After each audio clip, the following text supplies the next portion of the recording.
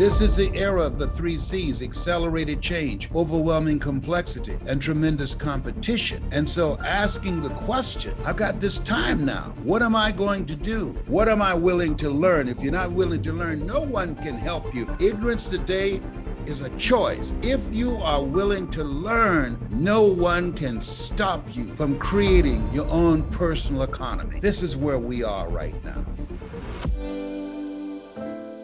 I still think people are looking for reasons to hide from their greatness, whether it was then or now. What your strategies are for trying to bring people through that? It's a stripping process. If you ever wax a floor, you don't put new wax on old wax. You have to strip it first.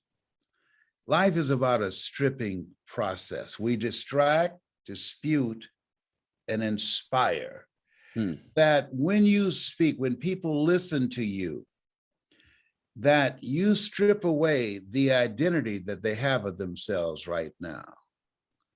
And through listening to you on an ongoing basis and applying your principles, you strip away their current belief system, and you allow them to get out of their imagination, out of their history, and to live into their imagination and create a new life for themselves through the methods, the techniques, the strategies that you and your guests share with them on how they can reinvent themselves to live out of that place of power. As Paul said, I must die daily. And so the hatred is taught. Hatred is more powerful than religion and morality. And so when you talk, I saw this lady do it during a Black Lives Matter demonstration. She said, I hate you, and I'm going to teach my children to hate you. And so it's passed on generation after generation after generation. And so I remember Larry King, when he had his night show, this white supremacist said that he hated Black people. And he asked them why. He said, because they're Black. And he said, and? He said, and I'm white. And then Larry asked a question that I'll never forget. He asked, and what did you have to do with being born white? And he asked, I'm waiting for an answer. And he didn't have an answer. And so when we look at where we are, there's a level of arrogance and ignorance that hatred is cultivated in and perpetuated. But when something happens, there's a perpetrator, there are the victims, and there are the witnesses. And the question is asked, who's the worst? And it's not the victim nor the perpetrator, it's the witnesses. Benjamin Franklin said that until those who are unaffected are as outraged as those who are affected, change will never come. Mm-hmm. Okay, so the majority of Americans didn't have slaves, but they watched it. The evangelicals, religious people who hold a Bible and say, the least that you're doing to these, my brethren, you do it also unto me. You don't hear them raising their voices for Asian people, or for Mexicans, saying this is wrong, this inhumanity, this is not America. We live in the greatest country in the world. We're not perfect, but this is wrong. You don't hear them. They're silent. And so what we have to do, I don't know if you have children. Do you have children? I have four wonderful children. Okay, well, this is the first time you see me without my children pictures in the background. I have 5 boys and 5 girls. You got to pick up the pace. When the Lord said, be fruitful and multiply, I took him seriously. Wow, you did. Yes. And so we have to live our lives in a way to live a life that will outlive us, to live the life that will live through our children and create a different world for them that we don't get a chance to live in when they get older. That we have to have a sense of mission possible, and Mhm. that it's necessary not just to be born with built-in greatness, but to extract it, to spend the time in self-awareness, self-examination, and listening and getting quiet and asking the question, what am I supposed to do with my life? What am I supposed to do with these challenges that I'm facing? There are millions of people, as you know, that are cringing about the fact that they're facing eviction or foreclosures. And Oh, and I've they're gone through that. they're celebrating today because they just bought themselves what 2 more months, I think, Yes, as of today from the CDC. yes. And what they should be doing is turning that energy of celebration into exploration, because we've gone from brick and mortar to click and order. Mm-hmm. So now we have the tools it took me 3 years to earn my first million. Now we have the tools that it will take a person a fraction of the time, and they don't have to know everything, but they know something. And we have the tools that will allow them to become global entrepreneurs at their fingertips, because this is the era what the late Peter Drucker calls the era of the 3 C's: accelerated change, overwhelming complexity, and tremendous competition. And so asking the question, I've got this time now. What am I going to do? The 40-40 plan is gone, where I can go to college, graduate, get a job, work for 40 years, and retire in 40%, which wasn't enough in the first place.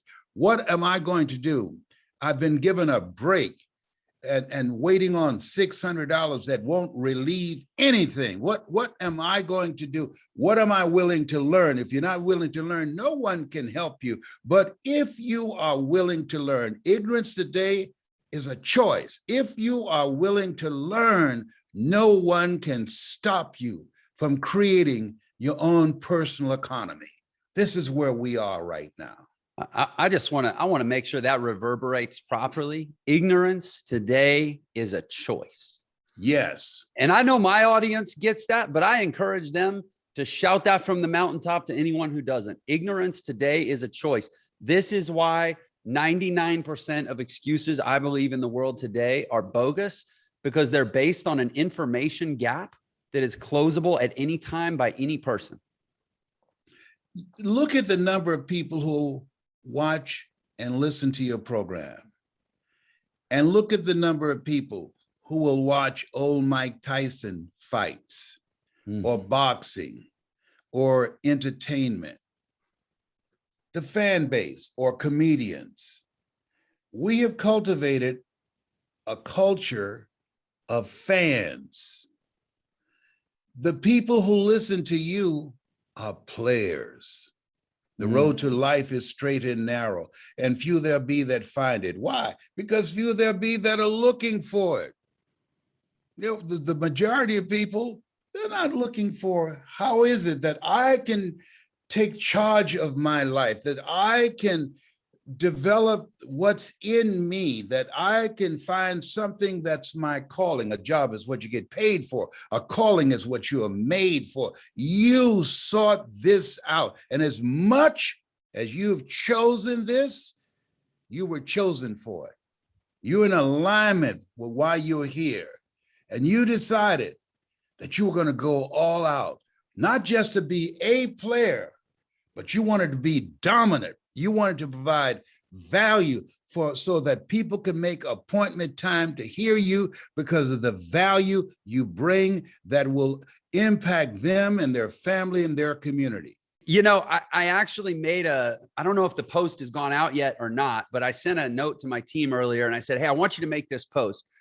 And in it, I said that roughly, like I said, 11, 12 years ago, whenever it was, roughly 2008 was like a real low point. And I said this, you know, Les Brown told me that he talked to me about believing in what I was telling myself was possible. And he helped me understand the difference between telling myself a thing and actually believing it. And the fact that today I get to thank him in person for telling me that is proof that he was right. And so I just want to say that to you, because I told myself a lot of things for a lot of years. And around the time I found you, I discovered personal development. I started doing a lot of work up here, not so much out there. And I actually started believing those things that I've been telling myself. The fact that I'm here today, getting to say thank you to you, is just proof that it really does come down to that. And I know that you've devoted your life to helping millions of people in that way. I just want you to know that you helped one. Wow. Thank you so much. And you also helped me. See, I'm not the kind of person who believes that you know everything. I believe that we grow continuously, and you're never too old to learn, and you're never too young to teach. And what I learned from you at my looking at people that's out here, I train speakers how to create an experience with their story. And what I say to them, we work first on the messenger. And what I love about you is that there's an energy behind your voice, that there's a genuineness, there's a sincerity, there's a caring. And what has happened with the speaking industry, it's been hijacked where people just speak to sell. But you have this energy that says, I care about you, and I want to help you get in alignment with that life that you are supposed to live, that will help you to achieve the goals that you want to achieve. And it's not just about creating $1 million.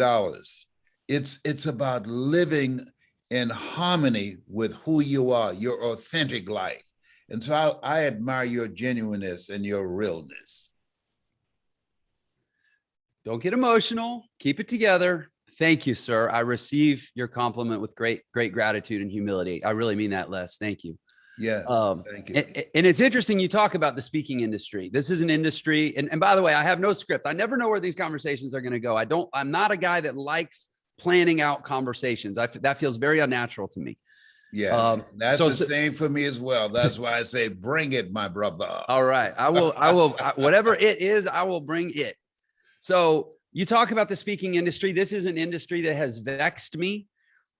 Several years ago, as you know, to the extent you know my story, I decided that, I kind of took your challenge. I was a bit late. I think you gave me the challenge 12 years ago, and it took me 9 years of ruminating to finally accept. And it was about,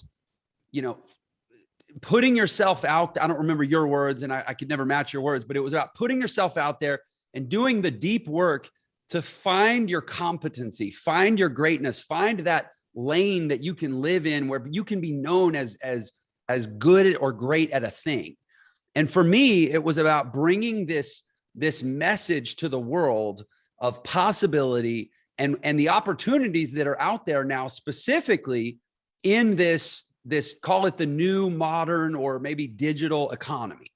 Right? Like, you don't have to have your grandfather's problems anymore. A lot of those are very solvable now. We got all kind of new problems that we've engineered, social media syndromes that have changed our brain, our nervous system and our wiring. But the old problems, they're so easy to solve now because of technology and the opportunity they're in. And I got like evangelically passionate about that message, and I went out and started preaching it.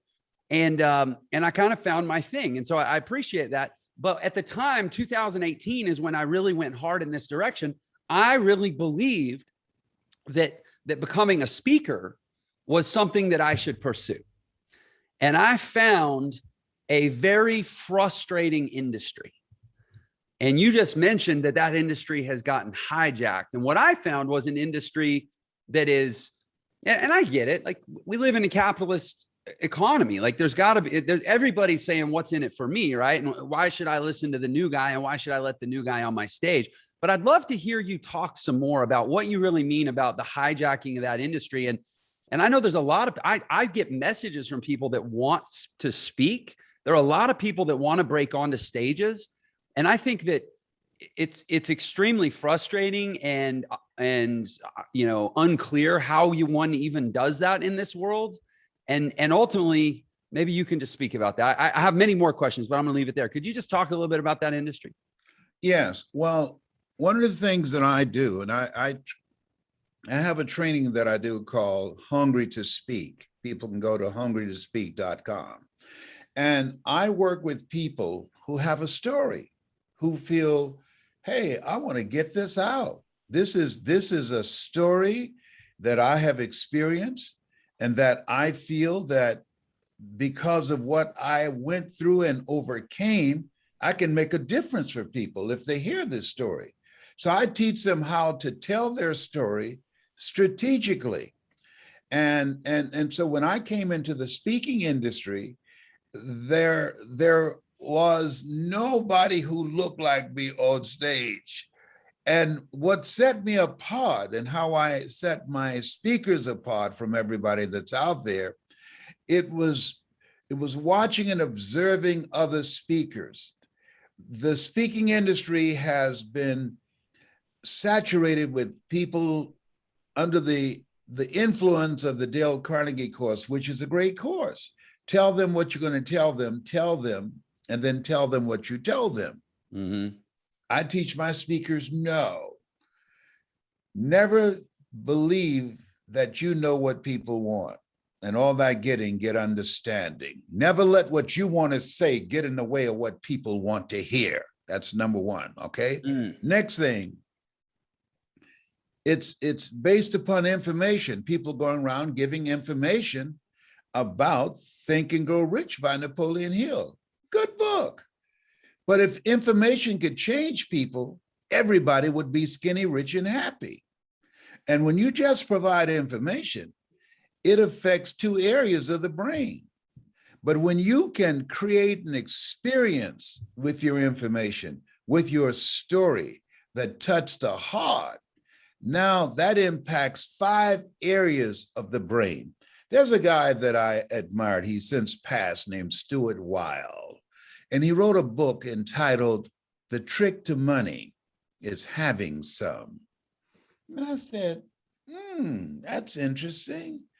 And what he was talking about, he's talking about a certain feeling, a certain confidence, a certain knowing that you got it already. See, we're born with built-in greatness. We were born rich, but most of us don't realize that because we go through a system, not education, but indoctrination, that limit our vision of ourselves and condition us to look outside of ourselves as opposed to look within ourselves, and knowing that we have the ability and potential to convert the potential for greatness in us into our performance in life. And so we don't know, for the most part, who we are. And so most people are living a misplaced life. So when you start talking to people about how they can begin to become independently wealthy, well, wealth is a reflection of your state of mind. Because even if you gave me $1 million and my level of sense of deservingness, don't believe I deserve it, then just like the lottery winners, it won't be long before I lose it. I will misplace it. I'm going to do things that make sure it would go straight through my fingers. Mm-hmm. And so what I like, what you do is about becoming a good person, knowing that you have value, bringing value, that you don't get paid by the hour, you get paid for the value you bring to the hour. That Earl Nightingale was right, that you don't get in life what you want, you get in life what you are, and working on yourself. And so the story about you and what you've gone through and how you came to become the person that you are, that journey, that story is what people plug into, and your genuineness, your speaking from your heart, that's what people connect to. Because when we speak, we distract, dispute, and inspire. How people live their lives is a result of the story they believe about themselves. I was born in an abandoned building on a floor in a poor section of Miami, Florida called Liberty City. with a twin brother. We became foster kids. We became adopted. I was labeled educable mentally retarded in the 5th grade, put back in the 4th grade, failed again in the 8th grade. And we learn through conversation, through observation, and through experiences. So our environment dictated how we saw ourselves. And so when you get on the path of self-discovery, Mark Twain said the 2 most important days in your life is the day that you're born and the day that you realize why you were born. You decided, this is why I'm here. I've had a breakthrough, and my life is dramatically different because of what I see and how I see myself, and I want to share it with others. And that's the path that you've chosen with your life. And I salute you for that. Well, I appreciate that, Les. And I'm curious, it's similar to the path you've chosen for your life, right? Yes. To convert your experience into a transferable and transformative experience that you can invite others into through your words. Yes. To try to spark their experience. And I'm curious because you were labeled educable. I don't want to make sure I say this right. Educable mentally retarded. Educable mentally retarded. Well, I'm glad to hear the education system was just as screwed up back then as it is now, because I'm on a crusade about fixing education too. But clearly, you were not born into what we would call high expectations. It doesn't sound like right, and nobody rises to low expectations. Exactly. Yeah, and in fact, I had a guest on the show yesterday, Jay Sammet, who was the president of EMI, the biggest music label in the world at one point, and has done all these wonderful things. And we talked about the Pygmalion phenomenon in psychology, where if somebody has high expectations of you, you will naturally perform better as a result of someone else's expectations. But on the flip side, if people have low expectations of you, you'll naturally underperform your potential. So I'm curious for you, you were born into, let's say, low expectations. And then you were labeled with low expectations by the educational system, but clearly Les Brown has done pretty well for himself. So what flipped? Did somebody expect more from you at some point, or did you somehow come to expect more from yourself in spite of everyone else? I had an interruption. Okay. See, life it's about interruptions. We've been interrupted. We're going through a reckoning right now in America. Yeah. And interruptions require that you transform yourself to accommodate them. I was working with my mother on Miami Beach, and Ms. Harris asked her, I talk about this in my book, You've Got to Be Hungry. It's the day that hunger was birthed in me. And she said, Mamie, I want you to go down the hall, and I want you to find my purple hat. I want to go out today. It's sunny outside. And my mother went down the hall, and she went in the room. And I think I was about 7 or 10, between 7 and 10. And I heard my mother clapping her hands. And so, Jeff, I was curious. I said, Mama. And she asked me, what do you want, Leslie? I asked her, why are you clapping your hands? She said, don't you worry about it. You just clean the spots off the floor in the kitchen like I directed you to. I said, yes, ma'am.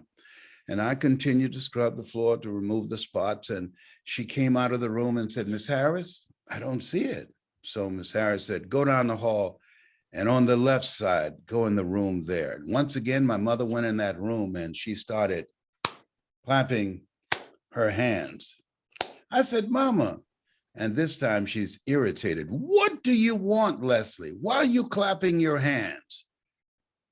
I said, didn't I tell you to pay attention to what you're doing and remove those spots? Don't call me anymore. And at that moment, Mrs. Harris came over to me and she stood over me and she said, I can tell you why she's clapping her hands. And I looked up at her and I said, why, ma'am? She said, because when I have colored people looking for something in a room and I can't see them, I make them clap their hands to make sure that they're not stealing. I dropped the washcloth and I stood up and I looked her in the eyes defiantly. At this time, remind you, I'm 77. Black people were not allowed to look white people in the eyes. You know, I'm in a culture that is designed to demean you, to destroy your sense of self, to demonize you. And I said, Ms. Harris, in all due respect, my mother is not a thief. She would not steal from you or anybody. She's a Christian. She loves you and she loves your children. My mother's not a thief. You don't have to make her clap her hands. And I got back down on my knees and started scrubbing the floor. She walked away. She was shocked. And I mean, I was crying. And on the way home on the bus, my mother asked me, Leslie? I said, yes, ma'am. Why are you crying, boy? I said, I want to be a man, Mama. She said, you'll be a man soon enough. You'll be 18, you'll be a man. I said, I want to be a man now. She asked me, why? I said, because if I was a man now, I'll be able to buy groceries for us. We won't have to wait for the families that you work for to eat and we eat the leftovers. If I was a man now, I'll be able to buy clothes for you and for my brothers and sisters, and we won't have to wear hand-me-down clothes. And if I was a man now, nobody will ever make you clap your hands because they think that you're stealing. She said, Miss Harris told you that, didn't she? I said, yes, ma'am. That's why I want to be a man now. And she said, Leslie, you'll be a man soon enough. On that day, it was a turning point for me.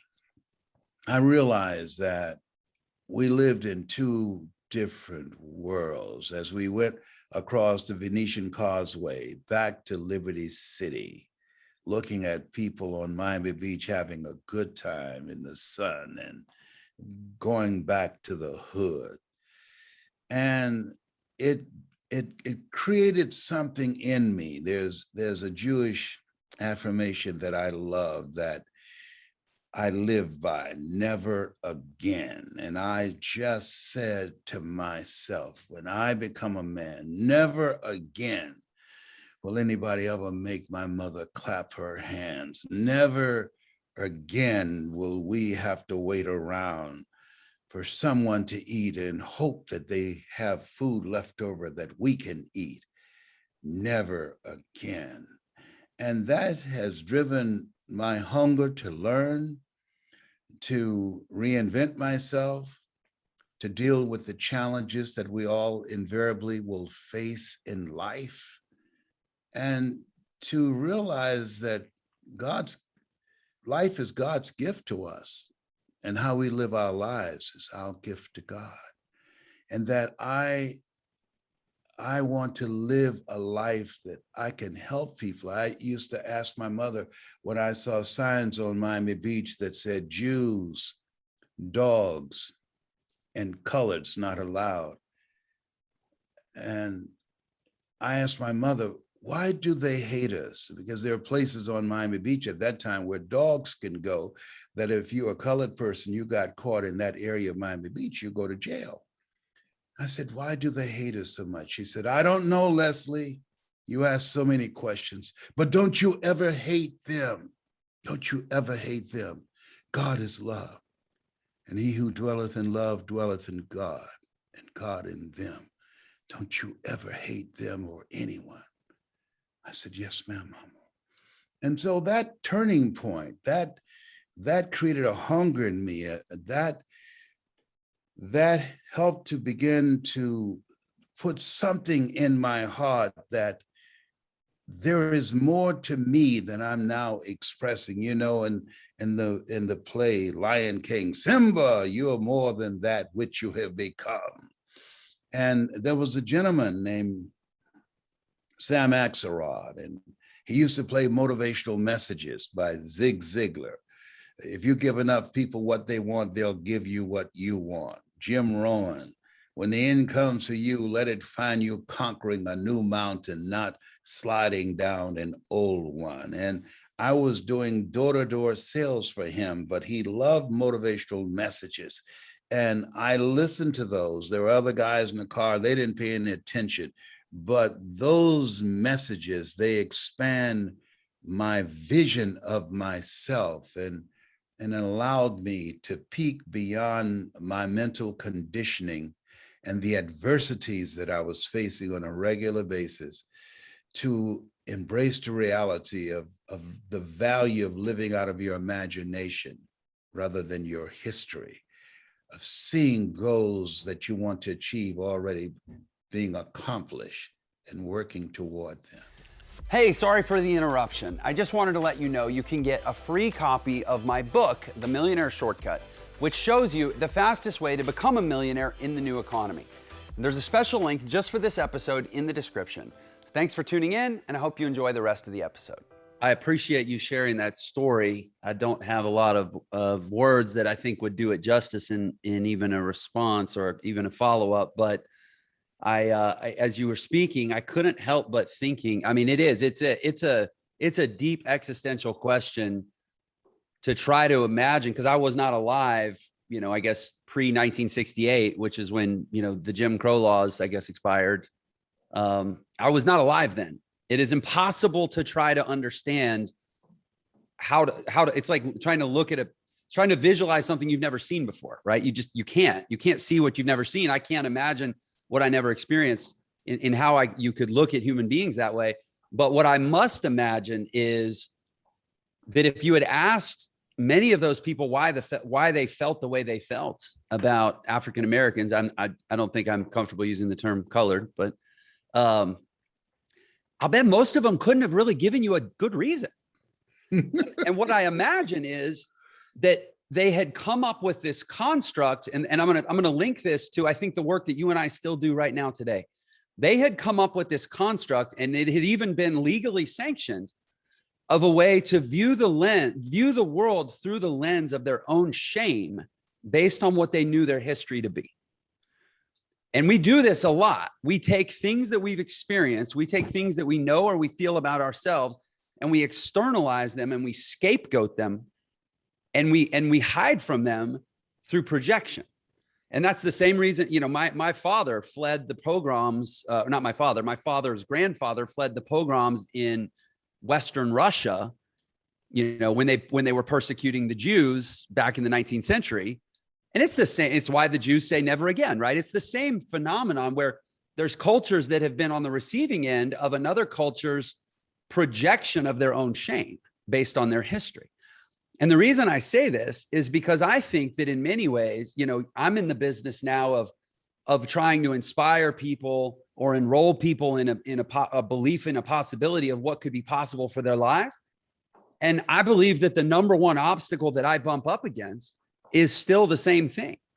It's them projecting their own, maybe they wouldn't use the term shame, but I would call it trauma. I would call it debilitation. I would call it a history of injury. I would actually call it shame if they would allow me, and say, you're not able to see through that filter into the light of your own possibility right now, here today. I don't think this has changed. I think it's become illegal and unethical to base it on race, but I still think people are looking for reasons to hide from their greatness. So let me ask you a question, and I appreciate you saying that so much. Do you believe that any person, that you could walk up to any person on the street and say, now is your time? If you'll declare it and you'll agree with me, now is your time. Let's figure it out, or let's get started. Let's at least build some momentum. Let's take some sort of action, and let's get you going in a direction. You can always pivot, but now is your time, and now it begins. Let's go. Do you think you could walk up to anyone on the street, let's say at least maybe a grown adult, and say that? Or do you think there are people that the vast majority of people, and I think this is what they would say, is, oh, well, it will be my time when it's my time. But right now I'm still learning. I'm still experiencing. I'm still going through the hard knocks, or nothing has clicked yet, or I'm not in the right place, because I look at me and I'm like, well, I waited, let's say 39 years Did I have to? Or could you have plucked me at 18 and said, Jeff, now is your time? It might look different because you don't have the same experience, but you were made for something and you can capture it at any moment of your choosing. Or do you think that I could speak to you in a way, Jeff, that if I could speak to you in a way that you can hear it, that this is why the Jewish carpenter said, he who has ear, let him hear. We're not going to get everybody.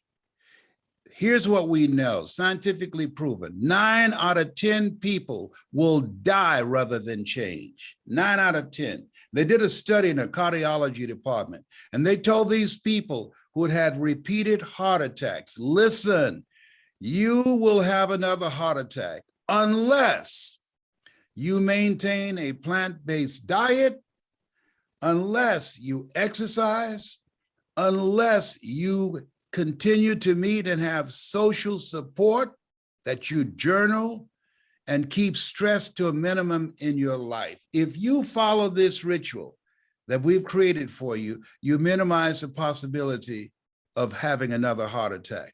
Less than 90 days, the majority of them stopped following that program and they had a heart attack and died.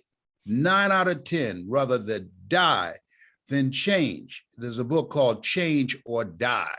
And so what we have to realize that the conditioning, it's challenging to rise above it. It's you know, when you have been stopped so much and things that you're aware of and things that you're not aware of. I was reading this study, St. Louis, the Federal Reserve, that said stunningly, a white high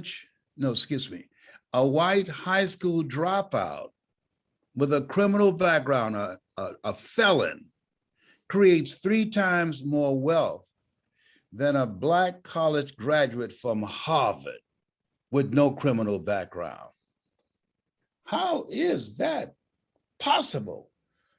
Because when you're in a system where that's designed to give you access, those just because of the color of your skin, and those who don't look like you, that they are denied, their sense of self is destroyed, they are demonized, and that when people put forth their best effort again and again and again, they fall into a mindset, I can't do this. There's a book called Learned Optimism by Martin Seligman. In the book, what he talked about, that people learn how to become negative. They learn how to develop a mindset of helplessness because of the failures and the disappointments and knocking their heads up against the wall because of things that are put in place. I remember when I was working for Sears and they said, if you are the top salesperson for the month,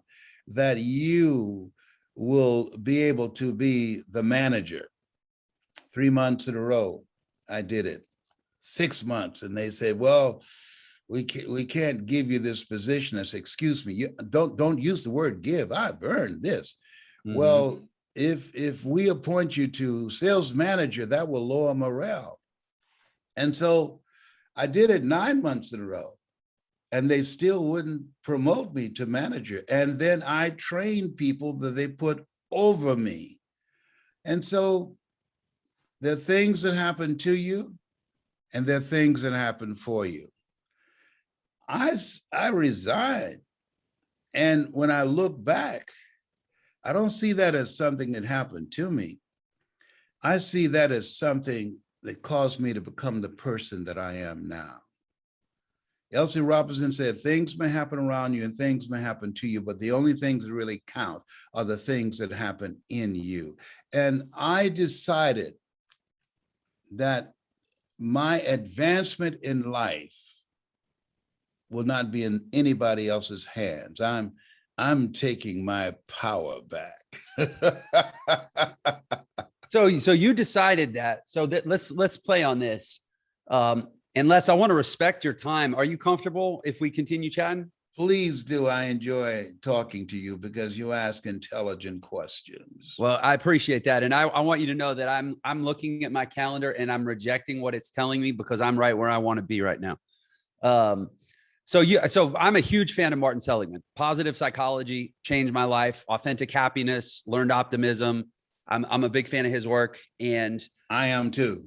Yeah, I talk a lot about it actually inside of Entre Institute, my entrepreneurial education company. I talk about Seligman's work a lot because of exactly what you're saying, that you become, through the process of inculcation, it determines your beliefs and not your beliefs, but also your attitude, your optimism, your enthusiasm, and so forth.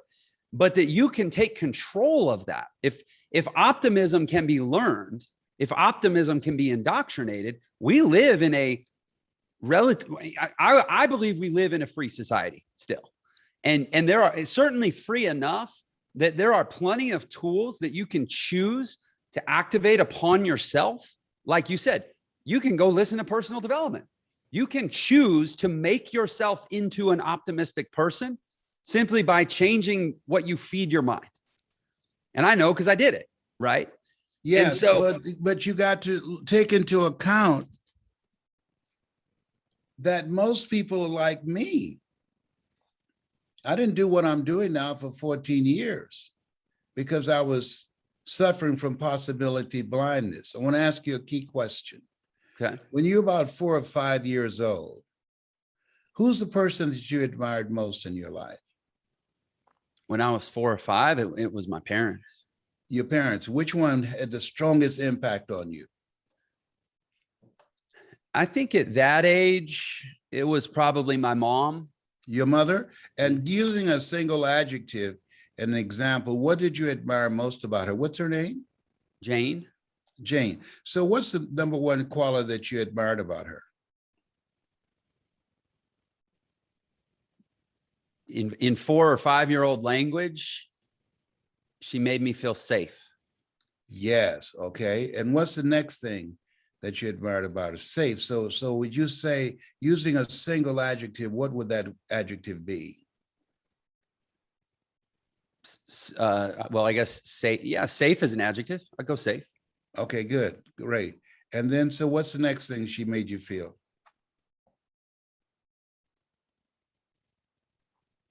That you admired about her? It was a lot of safety, but I mean, looking at her across the whole, maybe not just as I saw her at 4 or 5 years old, she was brilliant. She's brilliant. Okay. And then what else did you admire about her? Loving. Loving. Got it. Hi, my name is Jeff. I want you to look at your life right now. And I want to share with you a person that, as you think about your goals and dreams, what you like to do with your life, your personal goals, your financial goals, and your social contribution. I want to share with you who you have to be and what is it that you need to do to not only create financial wealth, but to live a life that has meaning and significance. My mother, Jane, and I learned some things from her. Number one, when you interact with people, they want to feel safe around you. Having a positive energy about yourself. When people feel safe, they want to work with you. They want to be around you. Relationships is the new currency. My mother made me feel safe.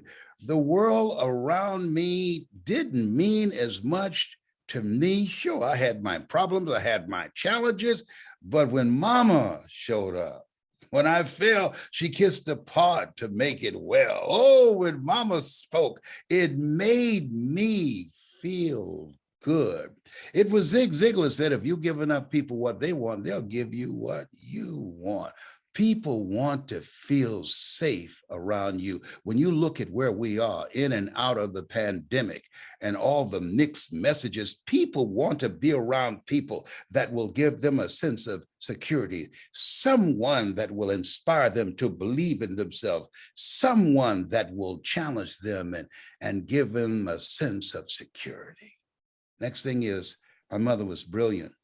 If there's anything that people have to do now, is understand the value of ongoing learning. She created a thirst in me to want to learn. I read constantly. I'm in self-development, not just to read it, but to make it manifest in my life. You learn, you earn, and you pass it on. And because of the things that I learned, this is not just some message that I deliver, but because of my mother, I am the message and the messenger. People say, practice what you preach. No, I say, preach what you practice. And learning is major today when you look at yourself, as we have gone from brick and mortar to click and order. This is a new world order, and we can never stop learning. And she was loving.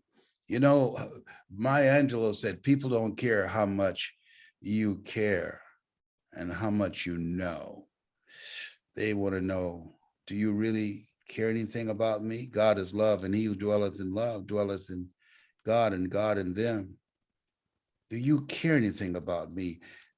Customers don't want to be treated like a transaction. Many people focus on closing the sale. My mother taught me with love, focus on opening up relationships. People want to know, do you care about me? In this place where there's so many fake things, are you genuine? Are you a person of integrity? People know my mother, that she gave a word, you can count on it, because she cared about people. She had a good reputation. God said to Abraham, I'll make your name great. Didn't say I'll make you a great man. I'll make your name great. People who know my mother know she stands for something. If you want to become a millionaire, if you want to change your life, you want to be the kind of person who make people feel safe, that they can trust. You want to own what you study, master it, and you want to be loving. Jim Rohn said, if you have a choice between being kind and being right, Wayne Dyer said this better: choose to be loving, choose to be kind. My mother is a kind person. And anybody who knows you, Jeff, they feel safe around you. They know that you study once you open your mouth, and you're a loving person. Anybody who knows you, you are your mama's child, as if she made you all by herself.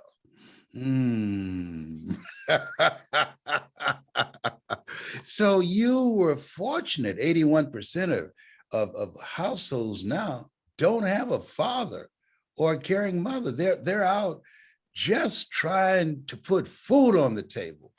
I talked to a young lady that I was interviewing and helping her work on her message. And I asked her, what is it you want to talk about? And she said, how to feel safe. I said, why? She said, my mother came out of the room one day and she pointed a gun at me. I said, no. And she said, she shot me. I said, whoa. I said, time out. I said, why? What happened? She said, I don't know. She was counting bills. My father had left her for her best friend, and she snapped and she shot me twice. Whoa, that's happening all over the country. Violence has spiked, insane violence.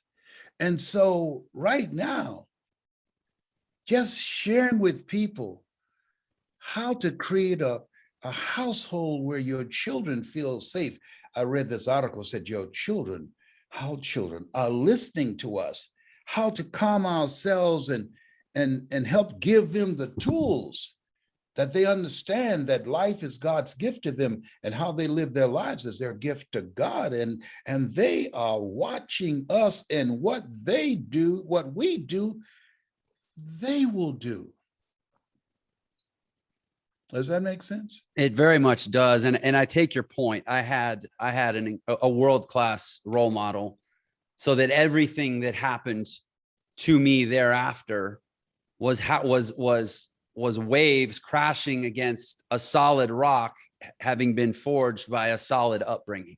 And I take your point. And it's interesting. I just want to comment briefly on what you said about teaching our children. I have recently become friends with a pretty incredible person. It's actually a couple people that run this organization, and it's all around microbiology and how your gut bacteria impacts your nervous system and generates your neurotransmitters. And it's all essentially that it's a technology company that's oriented around calming and what they call reinstalling your nervous system. And the reason I say this is because their premise, and I agree with this, and it plays out, I think, in so many places I've seen, is that the number one predictor of your children's quality of life is the health of your nervous system. That your nervous system, your nervous wiring, if you're an anxious person, if you're an angry person, if you're a reactive person, if you're a traumatized person that plays that out, that bears that out in your daily life, even if you say the right words, your children's quality of life will reflect the programming and the wiring of your nervous system. And I think that's when we start thinking about ourselves in those terms, and we start taking extreme ownership, not just of what we say, not just of what we do, but of the actual health and integrity of how we are wired. Then we start to achieve the level of radical responsibility that allows us to make wired, a better world. What do you mean by wired? I mean that just as you are suggesting that I have been programmed and wired from birth by my upbringing, everyone else, which I agree with, everyone else has too. That girl that was shot by her mother was wired in that moment. Wiring happens in three, psychological wiring, or what they call cognitive structuring, happens in three scenarios. It happens through trauma. It happens through the very, very rare spiritual conversion, or it happens through a process of cognitive restructuring, which is a therapeutic practice that takes a huge amount of time and investment, right? So this, setting aside cognitive restructuring as something that's very conscious and proactive, you have spiritual conversion, which is extremely rare, and you have trauma. Well, spiritual conversion is rare. Cognitive restructuring happens later in life if you have the money and devote the time. So what are we left with for most people? Trauma. Trauma is what wires our nervous system. And then that affects how we do everything. And their concept, which again, I wholly agree with, is that your trauma, which is what wired your nervous system and creates the energy and the vibration that you fill your home with, and it's ultimately inherited through both epigenetics and experience, is what will determine your children's quality of life. And the reason I say that is I think we're kind of in the same business of challenging people that says, your excuses, your trauma, they got you here, but you still have a responsibility to get there by facing down whatever you have to and doing whatever work you need to, if not for yourself, for your children or the other people that you impact in this world. Because unless you stop the chain, you will pay it forward, even if you say and do all the right things. I want to challenge you here. Okay. I'm being challenged by Les Brown. I accept. You said to bring it. You did say to bring it. We learn through conversations. Okay. Observation and experiences. When I was labeled educable mentally retarded, I met a gentleman just like you. His name was Leroy Washington. He said, young man, go to the board and work this problem out for me. I said, I can't do that, sir. He said, why not? I said, I'm not one of your students. Look at me. Yes, sir. Go to the board and do what I'm asking you to do anyhow. And the other students started laughing, saying, he's Leslie. He's got a twin brother, Wesley. Wesley's smart. He's DT. And he asked, what's DT? He's the dumb twin. And I said, I am, sir. And he came from behind his desk and he looked at me. He said, don't you ever say that again. Someone's opinion of you does not have to become your reality. What he did was when he spoke those words, and what you do every day, he disrupted my thinking. How people live their lives is a result of the story they believe about themselves. That's why Steve Jobs said that the storyteller is the most powerful person in the world. He disrupted my story. And as a result of that, through review, repetition, and reinforcement, that Les Brown, he became an assassin. That Les Brown that felt humiliated, I stepped out of that limited vision of DT, the dumb twin, to become this person that you now see. And I'm saying to you, it's not that heavy, all those big words. I don't have that kind of education. And, Einstein said that genius is the capacity to make the complicated simple. I've heard you deal with some complicated things and you simplified it. I said, oh, I got to write that down. I'm going to model that and then I'm going to modify it and make it mine because I got that from Jeff. The J stands for jump out of line. Yeah.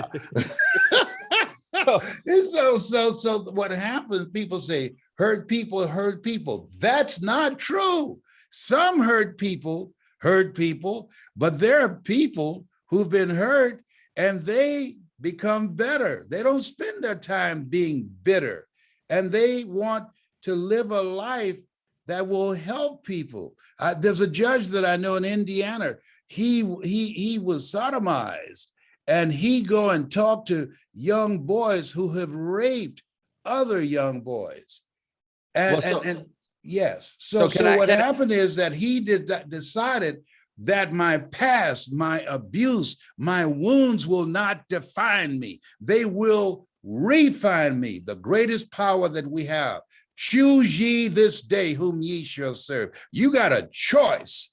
No one can take that choice from you. You got a choice. Hold that vision of what you want, how you see yourself, and choose to follow that or look back in your history and allow that to define and govern how you show up in life. That's everything you say, Les. I don't even want to speak because I just want it to echo for hours. Just that voice. You gotta teach me how to develop preacher voice at some point. But but I love talking to you. Oh my Lord. I appreciate that. But let me inflect something you said there. I agree with you that saying that hurt people is an oversimplification. It's a reduction to a level of ridiculousness, as if to say what anyone is doing in the present is a function of some label that's strictly based on their past. Because the present is always driven by the present. We've all been hurt. Mm-hmm. Hurting people that are actively hurting now in the present are the ones that are hurting people now in the present. Healing people that are actively healing people in the present are the ones that are actively healing people in the present. Yes. So I think we have to contextualize that. And the reason I say that is because I want to, you challenged me and with permission and deference, I'd like to perhaps challenge you back, sir. Please. If that teacher had come up to you and that you had that moment and he said, don't you dare ... Don't you dare DT yourself, Leslie. If instead of coming up to you and speaking and the way you acted out that moment had a very commanding presence, a very intense energy about it, right? If instead of that moment playing out that way, he had come up to you and handed you a slip of paper, maybe it was a little something he got out of a fortune cookie. And on it, it said, yo, Leslie, don't DT yourself. Don't do that to yourself.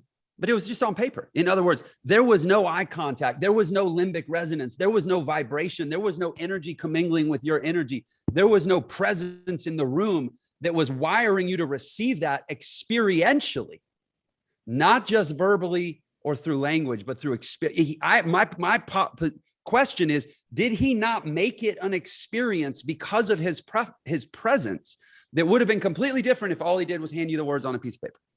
Without any question. That's the difference between reading I Have a Dream and hearing I have a dream. What I train speakers how to do is how to create an experience with their voice, with the words. You can say the right words in the wrong way. There's a saying, you can take a horse to the water, but you can't make him drink. But if you know how to use your voice, you can create a thirst where they want to drink.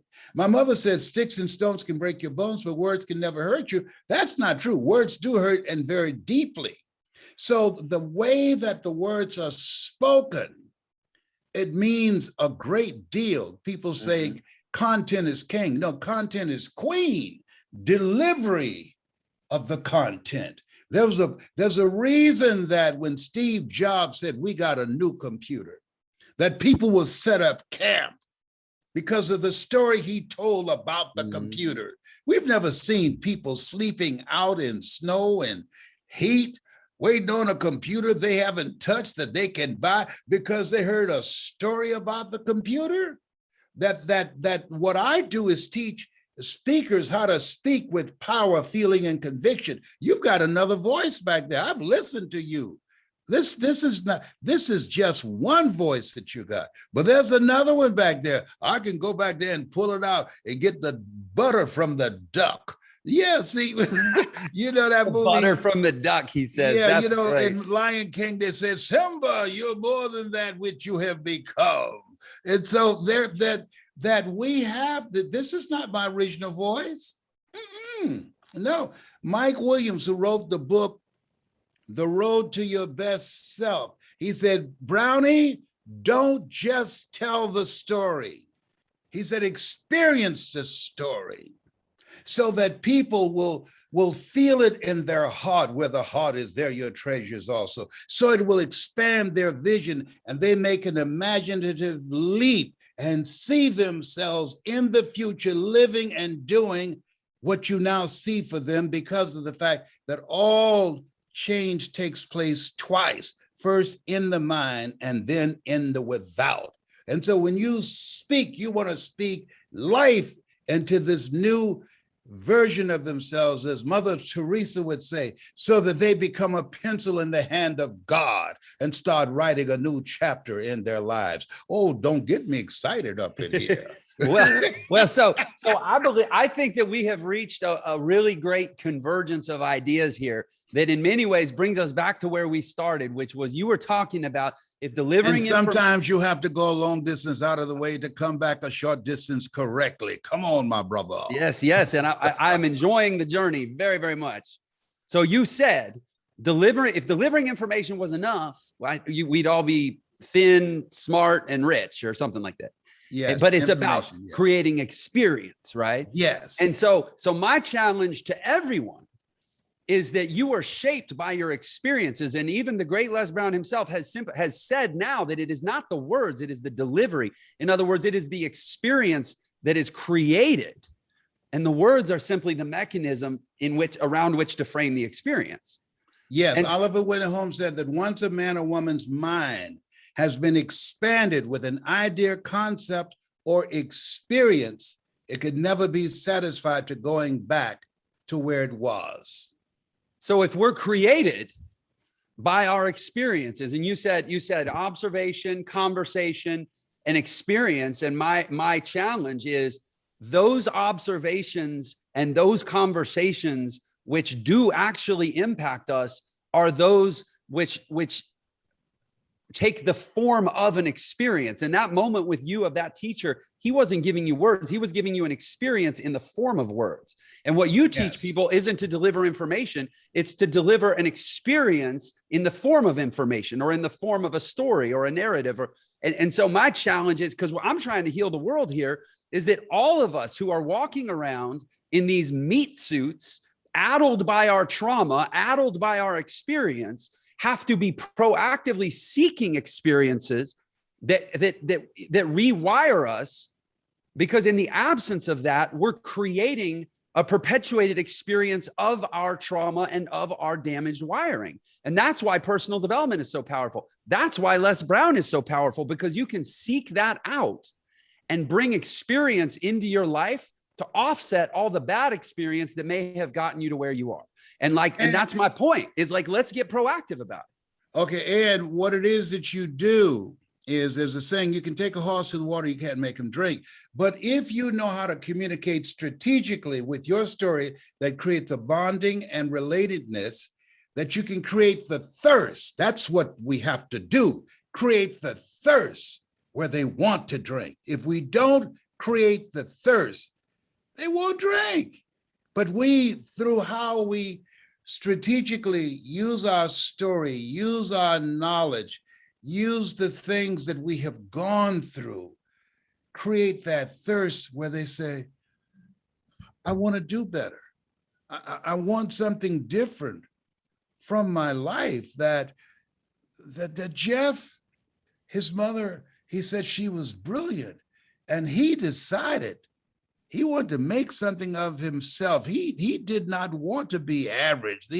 There's a saying that average is over. Jeff, because of the influence and the loving relationship with his mother, that he decided to live a larger life. And if Jeff can do it, I can do it. He decided to jump out of line. He's operating out of the thinking of Henry David Thoreau, who said, do not go where the path may lead. Go where there's no path and leave a trail. And Jeff decided that he's going to live a life that will outlive him. Jeff is not a religious person. He's a spiritual person. Religious people are afraid of going to hell, but religious people, they've been there. And Jeff believed hell is what you experience when you die and you meet the person that you were supposed to become. So let me say that again. Religious people are scared of going to hell. Spiritual people are the ones that have already been there.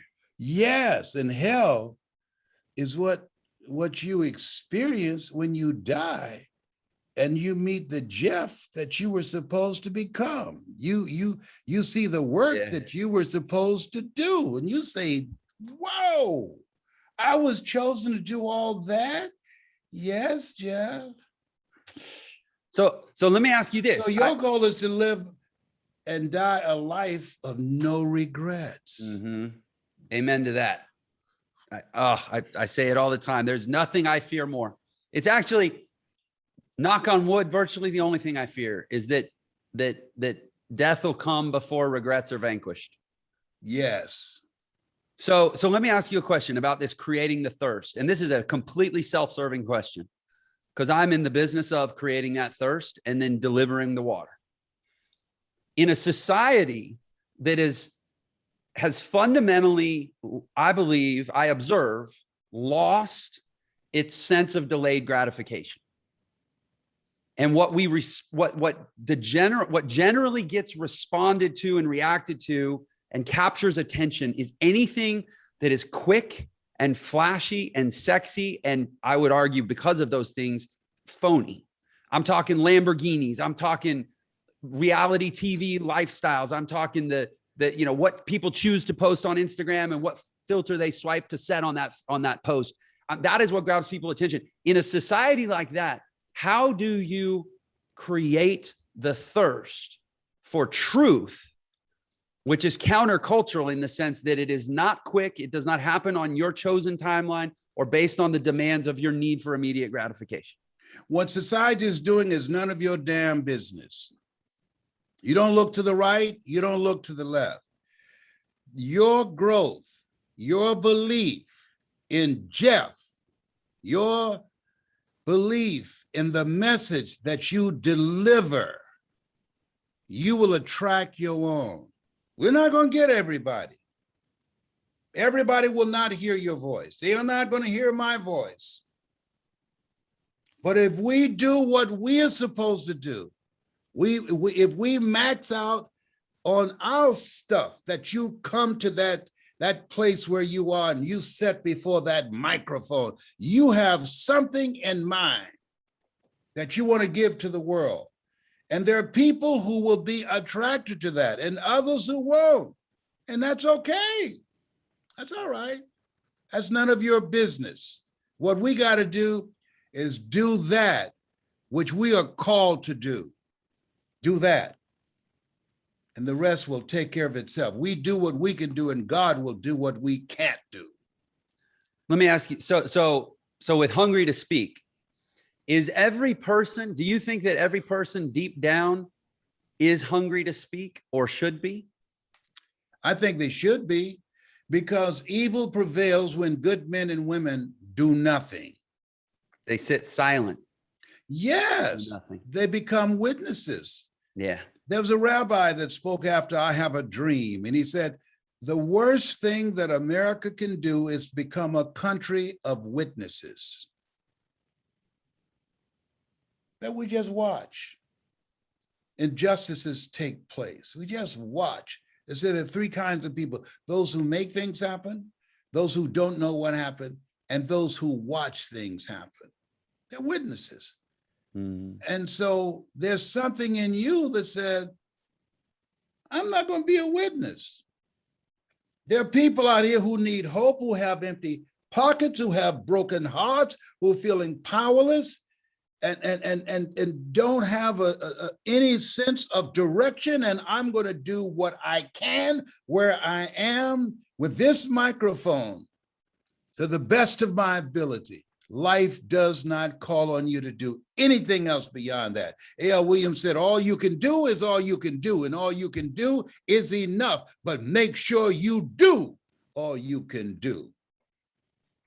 And I want to echo and add to what you just said, that when there is no microphone 3 years ago, I just used my phone, because that's the world we live in today.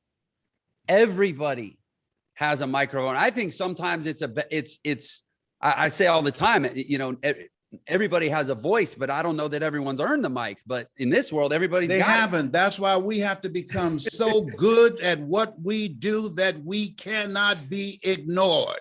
Yes, because everybody else has the mic too. Yes, this is a distraction economy. So I train speakers how to become so good that you can't be ignored, that people have to listen to you. They can't help it. So tell us more. Tell us more about that. I know that you.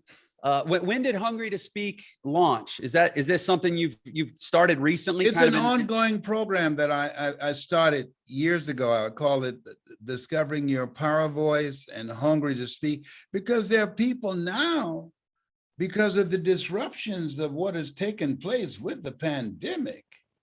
There are people now who are feeling anxious. We're taught be anxious for nothing, but there are people now are very anxious and fearful and feeling powerless.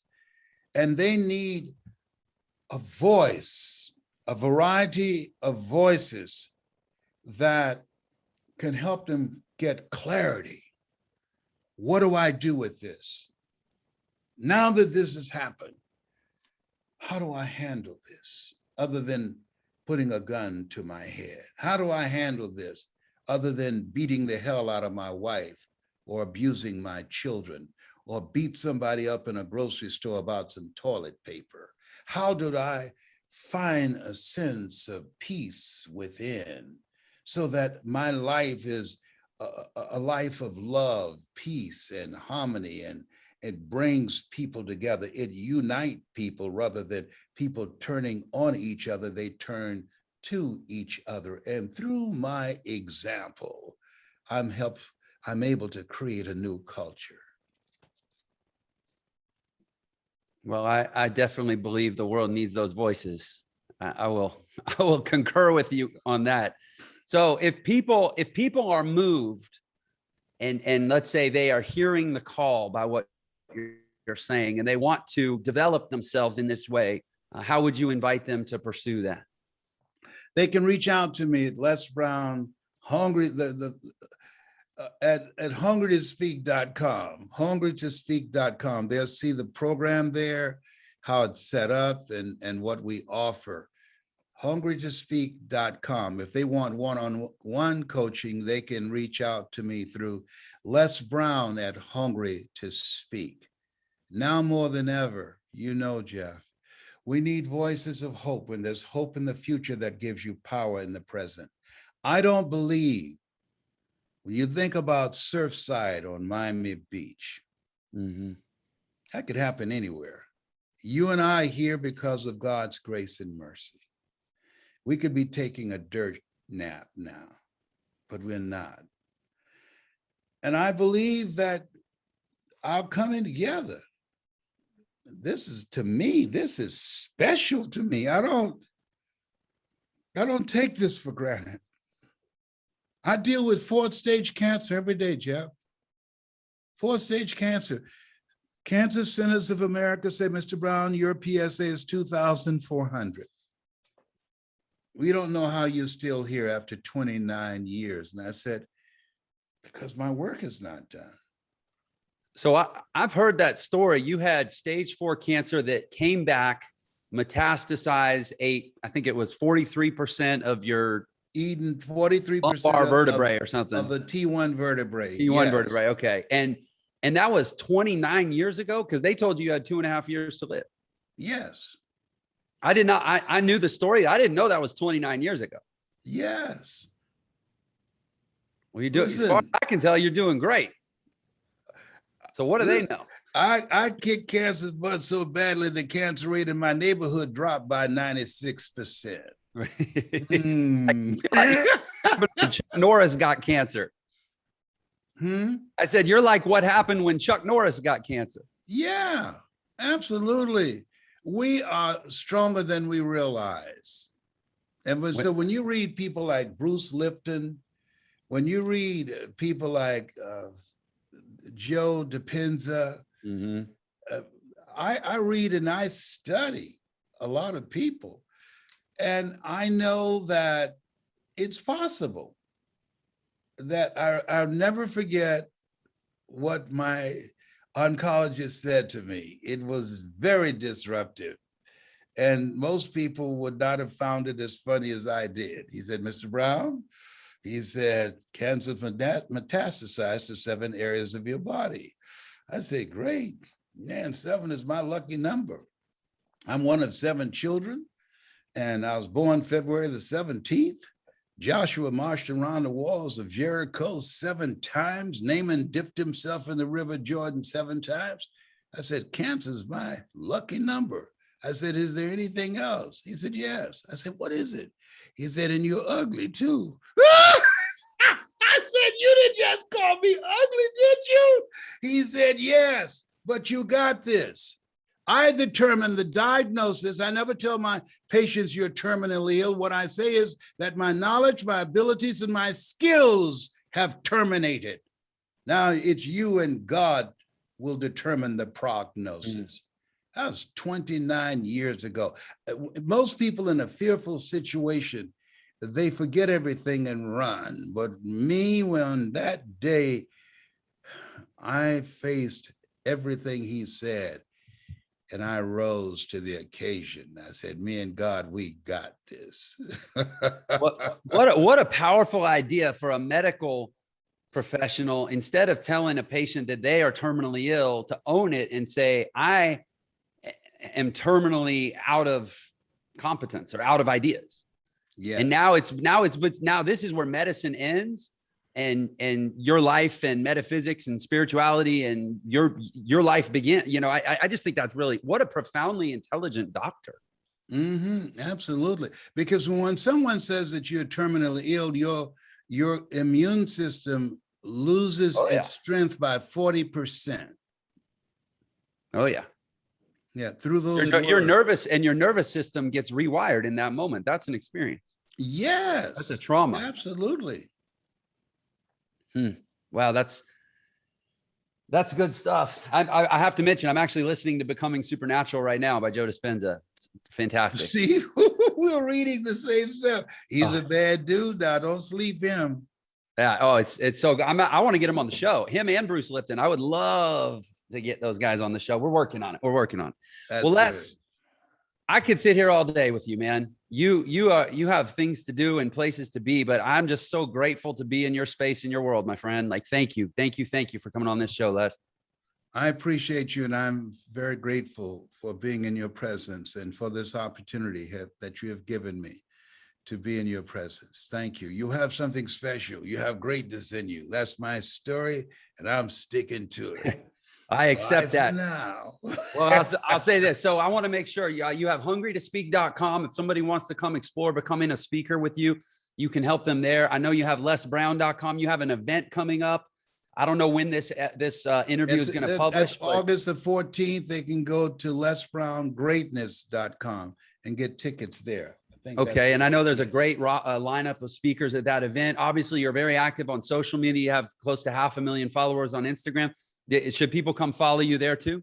Yes, absolutely. Yes. And also my Facebook, And Les Facebook. Brown. Yeah. Yes. Huge presence on Facebook, big presence on YouTube. I was watching I sent one of your YouTube videos out to my whole staff this morning and said, guess who I'm talking to this afternoon? So yeah. We've all been Les Browning it up all day. It's tremendous. I need your help. Somebody stole my YouTube. Oh, and they put up videos all the time, and I'm fighting to get it back. I have no idea who it is. If you know anybody that can help me, please reach out to me at lesbrown.hungrytospeak.com. If you know anybody that can help me at Google. I've had my attorney to reach out to them and been asking for help. Let's rally on this, man. There is an iconic voice whose YouTube has been hijacked by an imposter. That personally offends me. If anybody has any ideas, unless I'm going to reach out to some contacts on my end too. I may know some people that can help. Les, again, thank you. Thank you on behalf of all the guests and listeners and watchers of Millionaire Secrets. Let me say again, thank you. Anything else you'd like to say before we wrap? Man, this is the best interview I've had. Oh. You bring it out. Let the record show. You my brother from another mother. Let the record show. If you love entrepreneurship, then you'll want to keep watching.